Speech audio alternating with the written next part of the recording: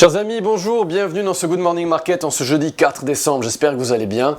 Quand j'étais petit à la maternelle, mon instrument préféré c'était le triangle et sachez que c'est un petit peu la même chose pour l'or. On va parler du gold aujourd'hui, on va parler de tous ces triangles qu'on peut voir sur nos graphiques. Restez avec moi. En attendant, on se fait une petite intro concernant les marchés en général. Mon nom de compte sur la plateforme X est Antoine XTB. Et le S&P 500 et le Nasdaq s'orientent vers leur cible journalière. Mais c'est quand même mou et ça ne veut pas retracer, c'est quand même impressionnant.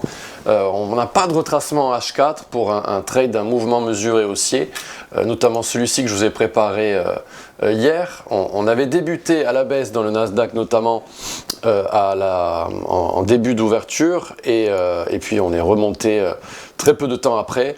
Donc voilà, le S&P 500 qui consolide en période H1, Bitcoin qui est toujours à sa résistance clé aux alentours des 93 250 $. Il y a pas mal de suspense, est-ce qu'il va finalement descendre ou pas? L'or, on va en parler aujourd'hui évidemment. Et on commence tout de suite. J'ai un petit graphique à vous montrer, désolé pour la qualité d'image. C'est juste pour vous montrer qu'à partir de mi-décembre, on a la saisonnalité qui est favorable dans les prix des contrats à terme de l'or. Ça pourrait peut-être se déclencher dans les prix de l'or mi-décembre, donc avec une cassure du triangle à la hausse à surveiller éventuellement. Alors, des triangles, on va en parler aujourd'hui. Je me mets dans Xstation. Avant toute chose, calendrier économique du jour. Aujourd'hui à 14h30, grosse annonce. On a les demandes hebdomadaires au chômage aux États-Unis. Ça va être la nouvelle importante de la journée. On va voir si ça fait bouger un petit peu les indices américains. Concernant l'or, bon, ce graphique, on l'a analysé en long, en large et en travers. Des magnifiques boîtes vertes que je vous ai proposées toute l'année. Notamment la dernière, c'était en période journalière ici sur X. C'était celle-ci. Très très belle opportunité d'achat du gold en période journalière. Regardez ce qui s'est passé par la suite. Donc cette boîte verte qui a parfaitement réagi en période journalière avec le retracement des 50% d'une extension qui a été visitée, et on s'oriente à présent vers les 4600 $ dans le gold. Alors, des triangles, je vous l'ai dit en intro, l'or adore en faire. On va peut-être avoir un triangle qui déclenchera la hausse mi-décembre au plus tôt, mais peut-être que ça se passera l'année prochaine, en début d'année. Et donc regardez, on est peut-être dans un triangle, on a eu un énorme il y a plusieurs mois. Avant ça, il y en avait un autre fin 2024, et puis un autre début 2024, et un petit ici en 2023. Donc c'est vraiment dans la personnalité du gold de faire des triangles. Alors, c'est pas parce qu'on casse à chaque fois à la hausse que ça va toujours s'effectuer à la hausse.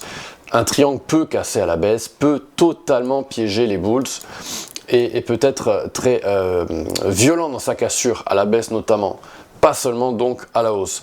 En théorie, on est toujours en tendance haussière, les algos sont toujours dans cette magnifique uptrend et on devrait normalement, si tout va bien, cibler les 4600 $. Alors en période H4, vous pouvez vous aider des vagues d'Elliott. Un triangle avec les vagues d'Elliott fait un A, B, C, D, E. Généralement, la C est la sous-vague la plus complexe. On aurait eu ici une vague B qui serait plus complexe. Pour l'instant, tout va bien. Et vous voyez que cette boîte verte, elle est assez imposante, elle est assez large. Pourquoi? Je vais vous montrer ça en full screen avec Fibonacci. Alors regardez.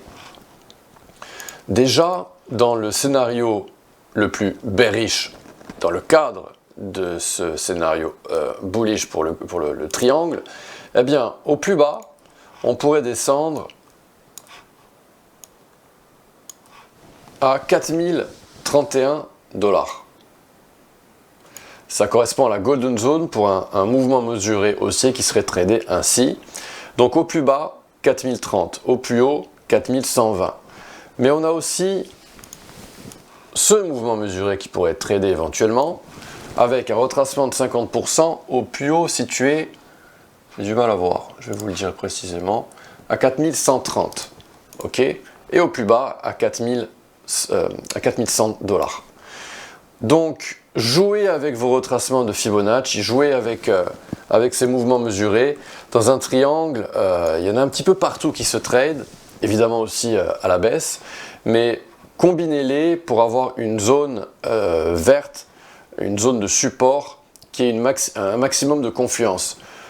On a éventuellement peut-être celui-ci qui pourrait être tradé Donc faites attention et jouez bien avec vos retracements de Fibonacci. Si jamais c'était celui-ci qui finalement était tradé avec une vague C qui serait assez profonde, n'oubliez pas qu'un triangle peut être piégeux et que peut-être le support géométrique va se retrouver ici, dans le gold, avec un triangle qui pourrait durer beaucoup plus de temps.